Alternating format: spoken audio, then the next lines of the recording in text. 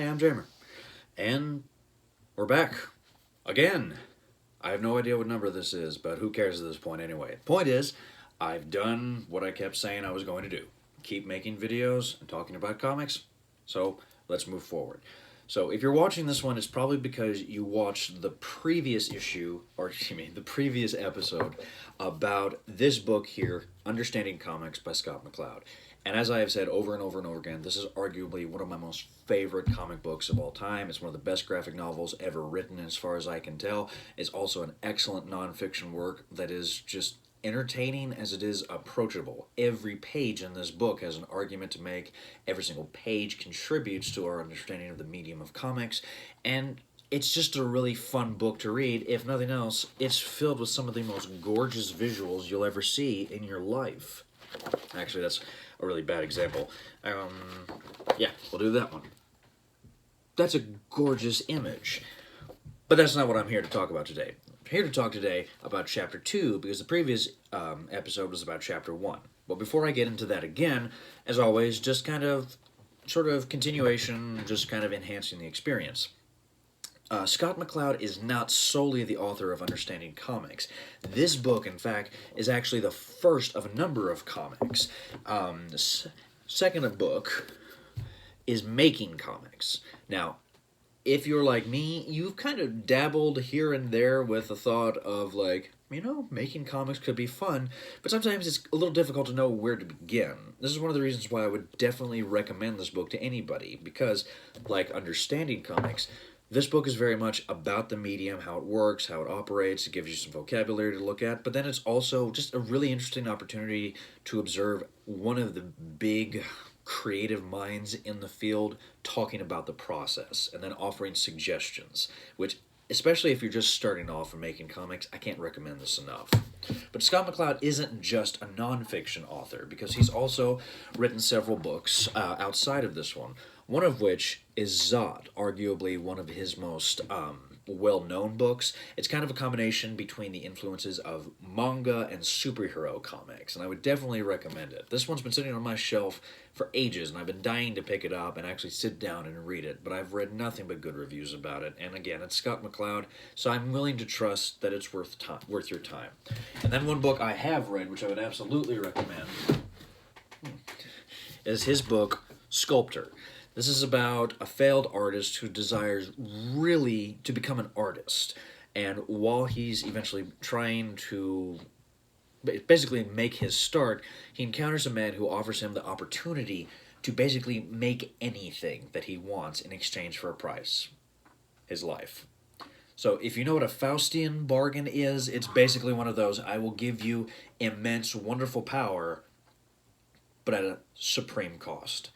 And Scott McCloud is really able to tell an amazingly human and beautiful story and not just run with a gimmick. This is a book about creativity, about imagination, about heart, about human connection, and ultimately how all of this feeds and fuels our desire for connection in creation.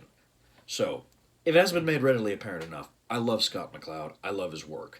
So definitely, if nothing else, check out Understanding Comics, and then check out The Sculptor, because I read it, I wept. It's a gorgeous book. Now, looking at it today, like I said, we're mostly going to be talking about Chapter 2 of Understanding Comics. The first chapter was just a general introduction to the medium, how it works, how it operates, what are some examples of comics artists, and then how far back does the medium of comics go. Well, now that that argument is established, comics is here, it's a worthwhile medium, it's a legitimate medium, that's not the question. The question now is, what are some of the structures in comics? How do they work? How do they operate? Why do we care? And ultimately, what is the aesthetic effect of comics? And when I say aesthetic effect, when we talk about art, we have to talk about aesthetics, which is sort of, it's pretty much a fancy pants word of what effect does it have on you? So when you're reading a romance story, are you kind of overwhelmed with feelings, or the feels of, oh my gosh, she's in love, oh my gosh? If you watch a horror movie, are you filled with the feels of scared? If you're reading a nonfiction work, the aesthetic effect is usually to get you to start thinking about something. Comics is interesting because it tries to do all of that, but then at the same time, what's unique about comics is whereas movies have visuals to create that image in, or to create those feelings in you, where prose writing simply has words, comic has a healthy combination of both. And so chapter 2 is really going to explore how the visual language of comics works and operates. So that's what I'll talk about now. Okay, so like I just said, Scott McCloud's going to talk about language in comics and how it works. Now, again, as always, get ready to pause the screen to do a little bit of reading, but chapter 2 begins with a really, really interesting passage. So I'm going to hold it up like this, go ahead and pause the screen, and then read it. Did you pause it yet? I'll give you a couple more seconds. Okay, so looking at that sequence, hopefully you had the same experience I did the first time I read it, which was kind of like that meme of the slowly developing, just mind blown, of just, oh, right, this isn't a painting, this is an illustration of a painting. Oh, no, wait, this isn't an illustration of a painting. It's actually like 12, or no, 6, 8 numbers, what are they? Illustrations of a painting. And as he points out, all of that isn't necessarily a pipe. And he tells you all that. Except he didn't, because he's not really there. Nonetheless, we experience it. And so this is one of the important things when we talk about visual as well as written art. Again, everybody has read a book, at least at some point in their life, either because you were in school, you had to read it, you were online, and you read a cute little meme. Maybe you're like me and you've got a big room full of comic books. But whatever the case, you know the sensation of looking at words on the page and hearing a voice inside of your head. And what Scott McCloud is sort of essentially doing with this is to get you ready for the next stage, which is that, why do we have that? And as he points out here, we now move on to a very important keyword, which is icon. Now, most people probably have an idea of what icons are, and he provides several pretty solid examples in this book. I apologize for the lighting, as always, production quality. What is that? But anyway, looking at some of those images, you probably already have an understanding of what an icon is, even if you don't have, like, the functioning definition of what an icon is. An icon, kind of like, as he says, it's kind of just, it's not necessarily a symbol. And I say that because symbols can be very tricky. If you look at this symbol sitting around my neck, this, I'm going to get all nice and close to the camera, is Mjolnir. You probably have heard of it. This is the hammer of Thor, the Norse god of thunder, and also partly of creation. This hammer is based off of the actual myth of Thor, who supposedly had a real hammer named Mjolnir, but this hammer itself is also supposed to stand in as a kind of a representation for the idea of Thor, the energy of Thor, the concept of Thor. We as human beings have a lot of ideas and imagination. It's just part of who and what we are as a species. We tend to look at things and make meaning out of them. And if you don't believe me, I grew up in the South, okay? I can't tell you how many women in the South have a cross in rhinestones on their butts, wearing jeans, no less, okay? How many people walk around with crosses around their necks? The fact of the matter is, whether they realize it or not, they're virtually carrying a symbol. And they do realize it. They don't put it on unless they're trying to advertise it. Like I'm advertising my Mjolnir, okay? Not saying it's a bad thing. It's just part of the human experience. We have to try to contain our ideas, our thoughts, our emotions, paradigms, pick your fancy pants word. We have to try to represent these ideas in some manner or visual way.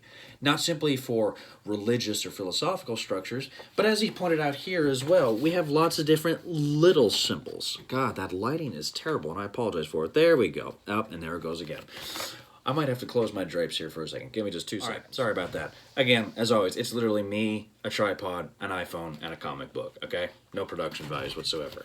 Anyway, like I showed you earlier, he has, oh my gosh, really? Again? There we go. He's got an entire page of just small, arguably kind of clip art images. But these are important because they can give us sort of a shorthand for representing other ideas and concepts that we want. A cow might be employed to indicate farms. A superhero or a guy with a cape can indicate an entire genre of comics. And Apple can make us think of education, and then you can move into other things like corporate icons, symbols, what have you. The point is that when we use the word icon in relation to comics, it's important not to just refer to it as kind of like a pinnacle achievement or something great. Sometimes it's just a visual to explain or represent a wider idea. And on the note of that, there probably is no greater icon than the smiley face. Now, again, I'm going to let you pause the screen real quick and at least take a look at this sequence here. Okay. Even if you didn't read all of it, the fact of the matter is you probably got at least some of it. And what's really important here is he uses this diagram to explain his concept of what the icon is, why it's important, and why it matters. So, looking at this far right image, we can observe an incredibly photorealistic representation of a human being. But then, as we move left, we observe that the details begin to lessen and lessen. And this is important, because when we talk about comics, we have, or as Scott McCloud observes, we have a fundamental difference between photorealistic art and iconic artwork. And this is going to be really important, not simply for this channel, but just for an understanding of comics, period. Because the more comics you read, the more you're going to become aware of this difference. For example, if you happen to read a lot of superhero comics, I'll take this one, Dennis O'Neill's Green Lantern, Green Arrow. This is still a really, really important book.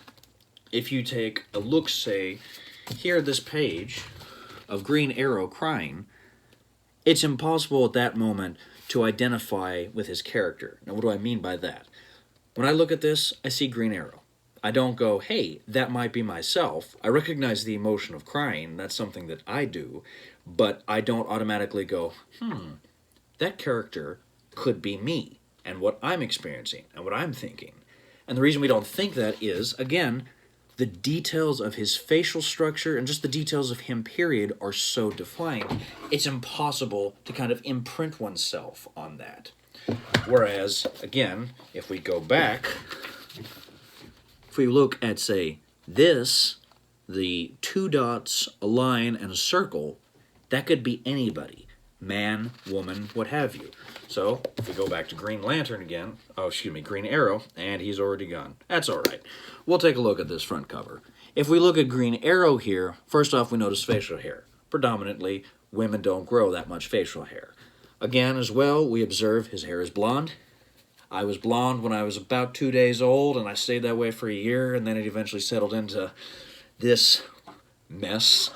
But at that point, it becomes a little more difficult for me to imprint upon that character because these details begin to accumulate into another human being.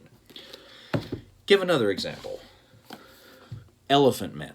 This is a really interesting graphic novel, and one that I've been kind of thinking about trying to do myself, or try to review here on the channel. But if we take a look at this character, Hip Flask, it's impossible for me to identify with this character. Despite the fact that when you really get into the line work, there really isn't that much there. While there is some iconicness in this particular representation of Hip Flask, at the same time, there's so much visual detail that I recognize that as a separate person. I'll give one more example. If we look at the character of Tintin, this is a little bit more difficult. Tintin is a classic comic book character, and he is very iconic. What's interesting about Tintin is that while he has certain features, there's still enough kind of iconicness about him so that we have a little bit of emotional and intellectual distance from Tintin, but reading his story, we can kind of hop into his character and experience his world. We can get closer to it. This is, again, one of the really interesting things about, one, the comics medium, but then also, two, what's really interesting about this book is the way Scott McCloud will make you aware of how do you, as a reader, imprint on the page. And then he sort of continues, what is the secret of the icon we call the cartoon? And before that, he says, why then is the face above so acceptable to our eyes? Why does it seem just as real as the others? Again, why is it this face or makes us think back to these faces, but at the same time, we feel ourselves get a little bit closer to this. I hope I'm not just rambling here. Again, this comes down to the fact that I'm giving you bits and pieces of this comic book rather than letting you read it on your own. But the process, or really the argument that McCloud builds, is that as we look at some of these comics, or if we look at some of the most basic icons, there is a habit on our part, and honestly, this little two-panel spread right here is probably one of the best examples of it. If you look at two dots, a line, and a circle, it's impossible not to see a face. Or at least, it seems like it's impossible. As he goes on a couple pages to sort of illustrate, we as human beings have a tendency to see things that may not necessarily actually be there. Again, I don't know if you were like me, but growing up, I always saw faces on the front of cars. And then, a certain company with a mouse for an icon, not to mention a swivel lamp, made a movie about it, and I lost billions. But, whatever. I also happened to notice, if you ever had these kind of salt and pepper shakers at the church you went to growing up like I did, you probably at some point saw a face. I am not the only person out there who noticed that an electrical outlet looks like a guy going... And then a little fun exercise that he does to sort of contribute to this is draw a bunch of squiggles. Then add just a single circle to them. And honestly, look at that. If you're like me, and I hope you are, because you're watching the channel, you probably observe that they start to look like eyes. Where before, these were just weird little shapes. Now, they become kind of like... I don't know, for me, I always think of kind of like amoebas floating around in a petri dish or something, but staring back at me as I stare at them. What this is trying to get down to is that the more basic a character in a comic book, the more we begin to kind of imprint on it. We begin to see something human in that character. And in that moment, as Scott McCloud kind of argues, we kind of become that character. And I know that may seem kind of ridiculous at first, but again, think about drawing stick figures when you were a kid. A stick figure could be anybody. It's unlimited potential. All you need is a circle and a couple of lines, and you have a human figure. At that moment, that stick figure can embody absolutely anything. And one of the reasons why childhood drawings are so basic is because of that reason. It's such a simple structure, but it's a really powerful observation that we're observing reality around us. Now, he uses this structure of icon to then talk a little bit about media interaction. And this is, again, one of these moments where having some more definitions might be helpful, but again, what's great about this book is Scott McCloud makes it really accessible. So he talks about a writer by the name of Marshall McLuhan. If you've ever seen the movie Annie Hall by Woody Allen, he's the dude who pops out from behind the poster and makes fun of that professor who's annoying, Alvy Singer. Now, if you are not a pretentious fop like me who watches Woody Allen movies before Woody Allen got... Woody Allen. You might have probably never heard of Marshall McLuhan. The only thing you really need to know about him is he wrote a lot about media and how people interact with it.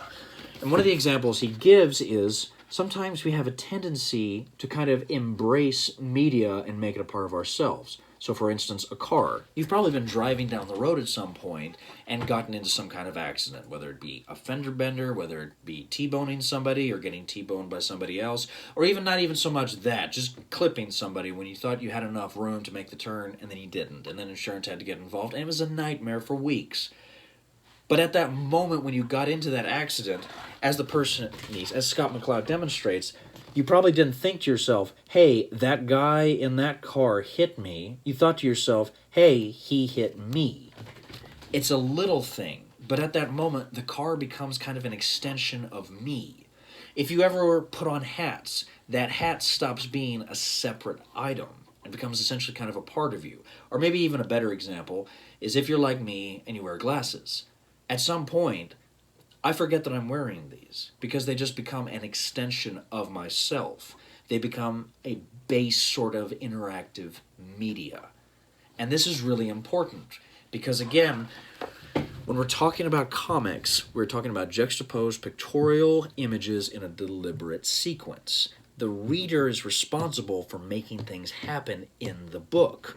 So, we have the man wearing the top hat, and then he takes it off. And then all we have to show this is the gutter. The question he's kind of bringing to play is, how much do these images on the page rely on us, the reader, in order to really be? Because again, in the opening passage, he says, you heard my voice, but actually you didn't hear my voice. And if you did, you need to see somebody about this. You create the voice inside of your head. This really isn't anything new. Again, if you read books as a kid, prose books as a kid, you probably had a teacher or a parent who would make the voices of the characters, and then you learned, hey, I can make the voices of the characters in my head. I give them unique characters and personalities. That's one of the aspects of media. And the same thing happens in comics as well.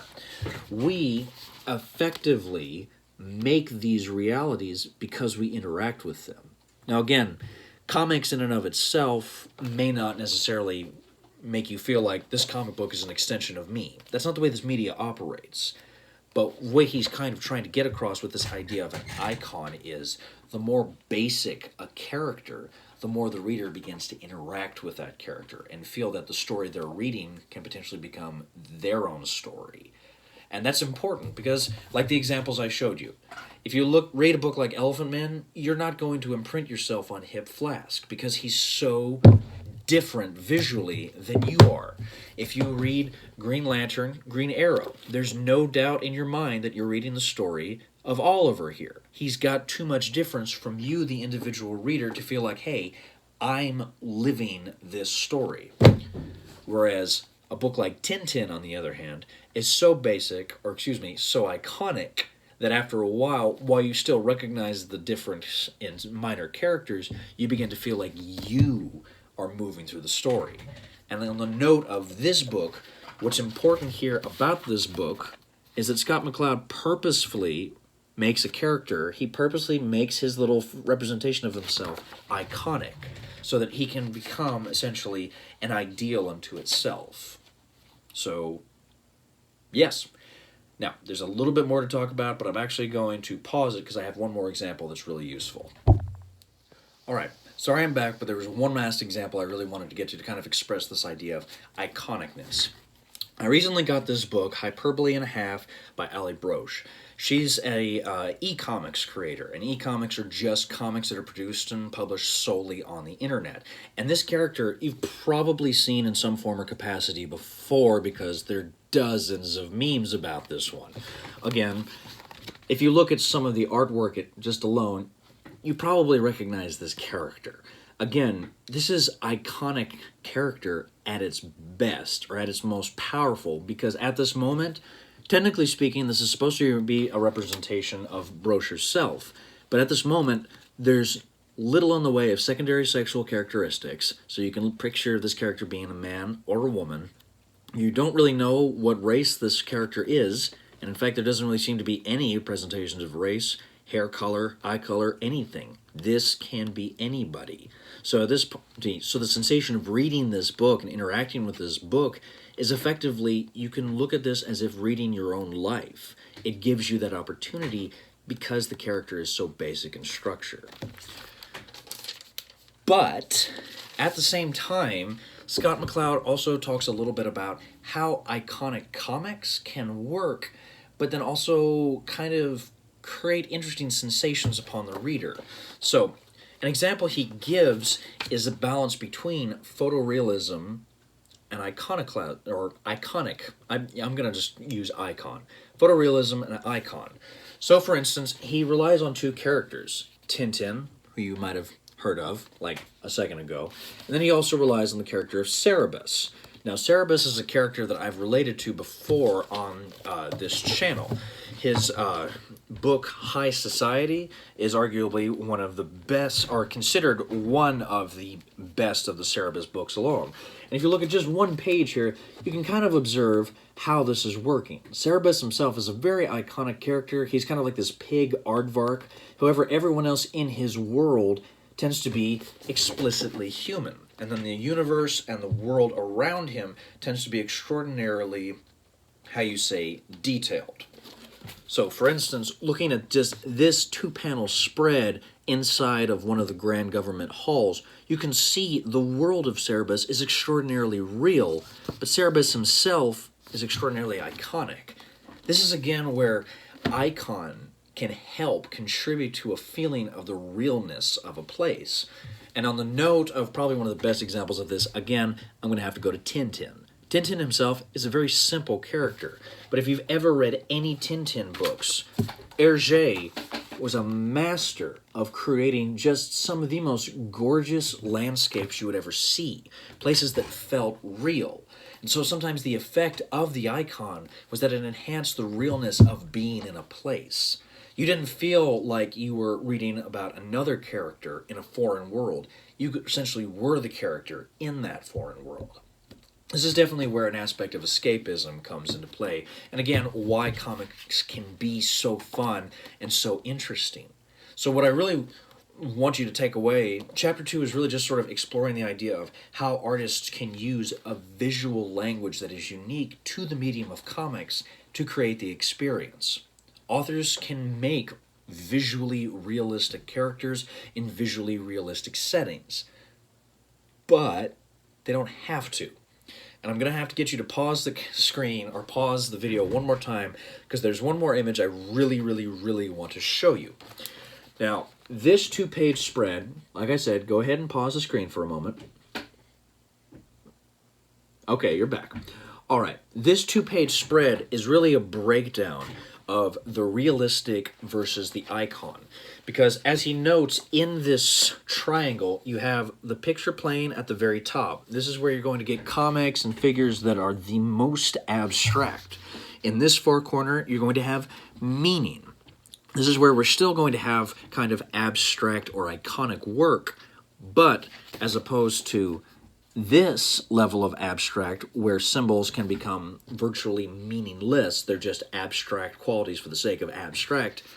This corner is really where we find most of our early comics. We have figures like Mickey Mouse and Bone. We have Mouse by Art Spiegelman. We have Frank by Jim Woodring.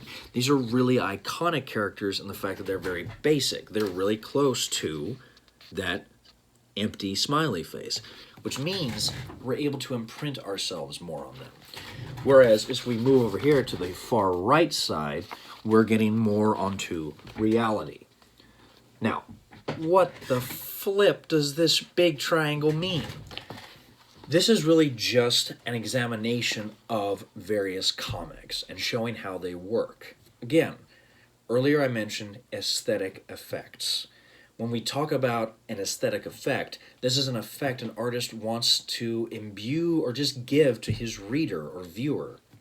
If you look at, say, Man Screaming with Meat by Francis Bacon, the aesthetic effect is to leave you really uncomfortable. That's because he blurs reality and icon.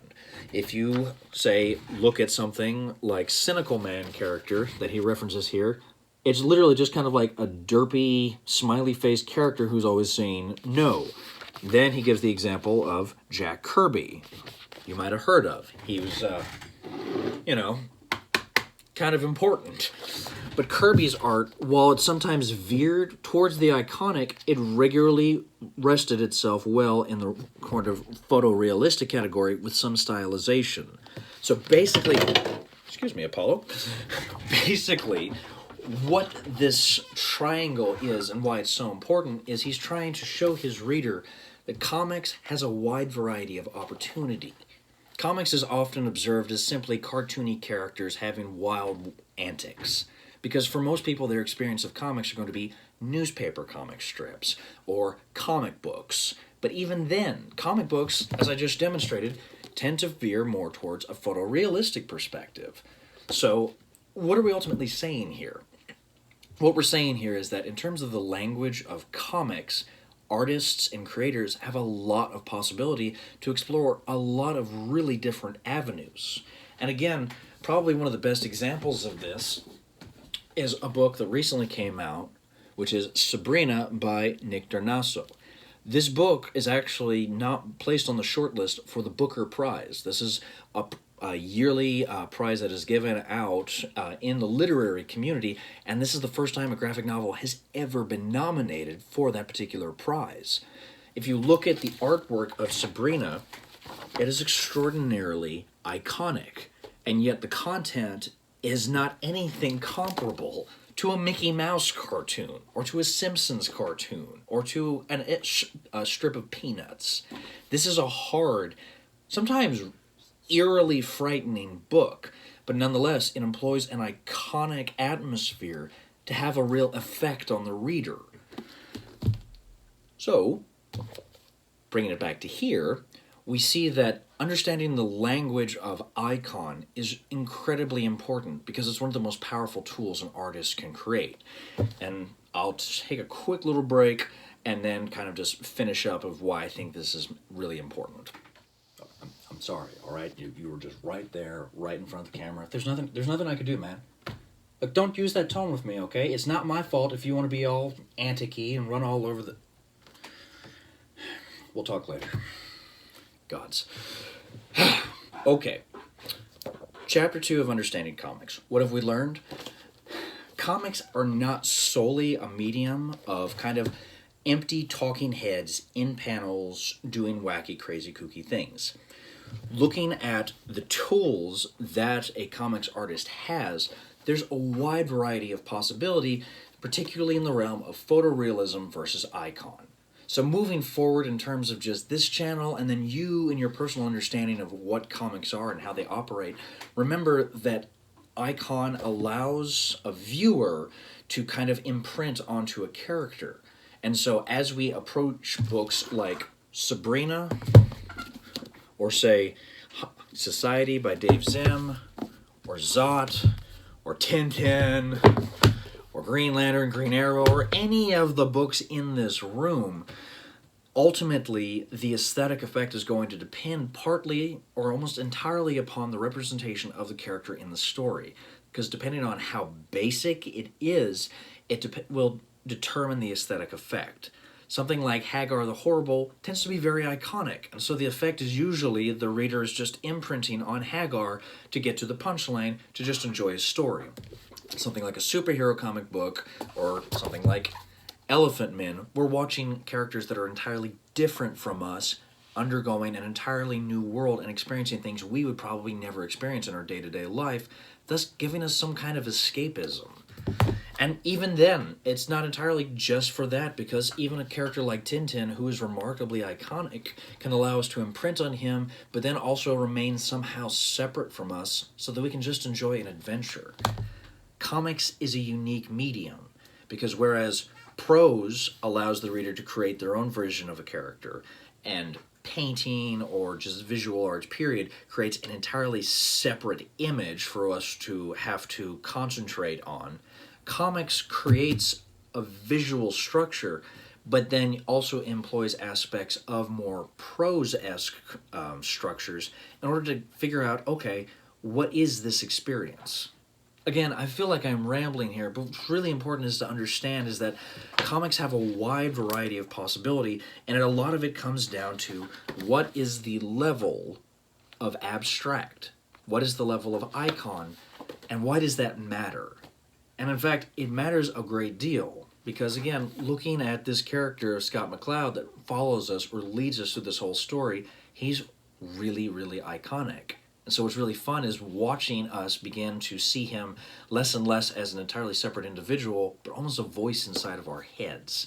And so what can be really fun and interesting in comics is looking at a book like Elephant Man or Sabrina or Zot or Understanding Comics or any of these and determining, okay, am I the story, or is this character the story? Or is it both? There's so much happening here, and it all can come down to just a couple of lines on the page. All right, I think I'm going to end it there.